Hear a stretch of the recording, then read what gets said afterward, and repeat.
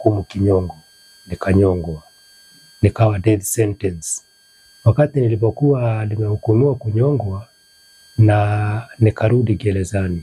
Kurudi gerezani, sasa wakati niliposikia ile death sentence, hiyo ndio ilinipiga shock kidogo. Sasa nikaanza kurudisha mawazo yangu nyuma. Sasa ndio nikapata marafiki wakaniambia, chungana na serikali, unaweza ukapotelea jela maisha yako yote. Sasa ndio nikaanza kufikiria kurudisha mawazo nyuma, nikaona kweli sasa nikaona mahali niko, na ikanipatia wakati mgumu sana, kwa sababu hiyo kitu ilimpatia paka mzazi wangu shock, na ikabidi ndio ikampelekea mama yangu kufanya nini? Kuaga dunia. Kaaga dunia kwa sababu hiyo kitu ilimstua sana na ni kitu hakutarajia. Kwa hivyo mimi ni mtu nimelewa na mzazi mmoja na nikampoteza kwa sababu ya mimi mwenyewe kumuletea nini. Na ndio nikawaambia hawa vijana, wakati unafanya kitu jambo unalolifanya, ujue kwamba si wakati mabaya anakupata, haikupati wewe peke yako. Kitu ya kwanza unamletea ndugu yako shida, unamletea dada yako shida, na unawaletea wazazi wako shida. Kwa sababu wakati umeshikwa umepelekwa pale gerezani, ama kwa bahati mbaya umekuja umeuawa na serikali, ujue hiyo shida yote unalepelekea wazazi wako na mandugu yako, unawapatia nini? Unawapatia ile ambayo ile inakuwa tutaita namna gani? Ile yani yani ile kukufikiria na kukuwaza. Kwa hivyo wakati unafanya mambo mabaya, jua kwamba wewe haujiaffect wewe mwenyewe peke yako, pia unaletea familia yako unailetea shida. Sasa ndio unaona sasa nikiwa katika hiyo hali, sasa maisha ikaanza kuwa ngumu. Ikaanza kuwa ngumu kwangu, na nikavumilia tu namna hiyo, bas, na nikaamua kuwa sasa mimi ni mtu wa jela. Kando na hiyo, wakati unapoachiliwa, ulisikia vipi wewe kwamba ni siku ya kwanza wewe kutoka nje ya jela? Ni experience gani hapa ulipata nje? Uliona kuna mabadiliko gani huku nje?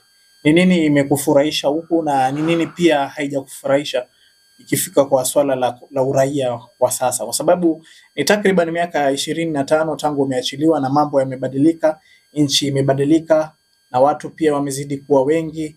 Yaani una maoni gani kuhusu hii generation ya sasa, na experience gani umepata hapa nje, na ni mabadiliko gani umeona? Je, kuna maendeleo au bado kuko vile vile? Na mwanzo kabisa mimi wakati unaniona hapa ama nikizungumza hivi, mwanzo kabisa nilikuwa nimekata matumaini ya kuachiliwa na kabisa, na nikawa nimeamua mimi ni mtu wa jela. Kwa sababu nikajaribu mpaka ikashindikana. Ila tu katika kuachiliwa kwangu, wakati nimewachiliwa, ni Mungu tu alitumana akaja peke yake, bila kutuma mtu yeyote, kwa sababu haya maneno nilikuwa nimeyatoa kabisa kwa akili yangu, na nikamwambia ya Rabbi, kwa sababu wewe ndio unajua sababu yangu mimi kuwa hapa jela. Basi kama itakuwa ni heri mimi kuwa jela, wacha niishi jela, kwa sababu matumaini nimetupa matumaini kabisa.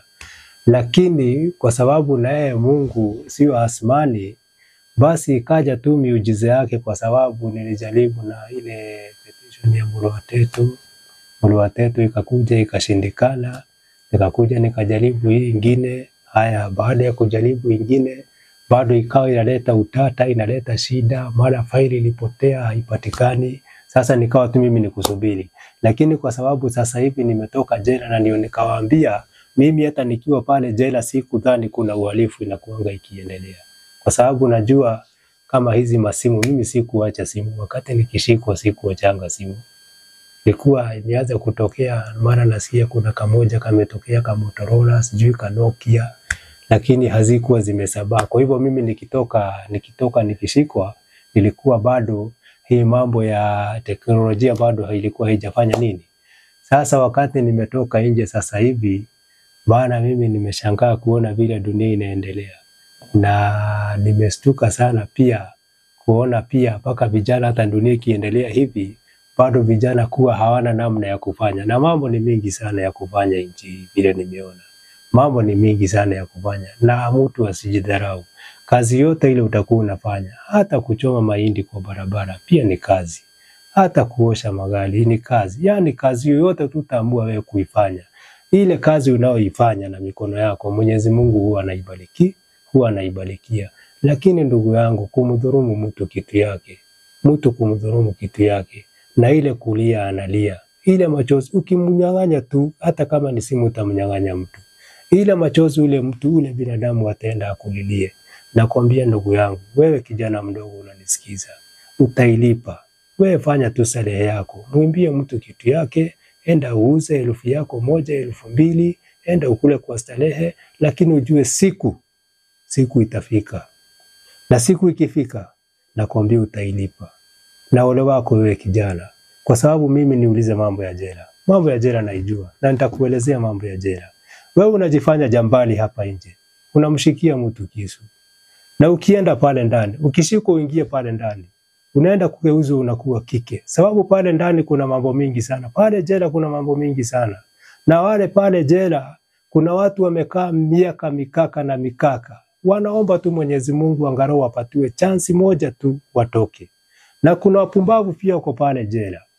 Wakiona vijana kama nyinyi mmeshikwa umepelekwa pale jela, basi wanawageuza tu mnakuwa kike. Wewe angalia kijana mdogo, unajifanya wewe ni shujaa hapa, unashikia watu visu hapa na kuwanyang'anya vitu zao, na wakati ukishikwa ukiingia pale gerezani, ndugu yangu, nitafute nikupatie mawaidha gereza. Sababu kuna watu pia wametoka gerezani na mimi naona huku na wameliform, lakini sasa hawawaelezei ukweli. Nitafuteni basi, mimi nitakuelezea vile jela kunakaa. Na ole wako, chunga sana usishikwe. Kwa sababu ukishikwa uingie gerezani, utajua kweli kuna serikali. Utajua serikali iko. Na hiyo serikali, wakati watakushika hivi wakushike hivi, ndio utajua kweli serikali iko. Nitafuta tu nitakuelezea vile jela mambo inaendanga. Wacha nisiweke parawanja, wewe nitafute tu nitakuelezea. Na hiyo ushujaa yako, kuna mahali utaenda na utulie. Naam. Shukran, nafikiri ni hayo kwa leo. Tutaandaa part ya pili, part 2, ambapo utaweza kutueleza mengi, na tunashukuru kwa muda wako. Thank you, is the observer.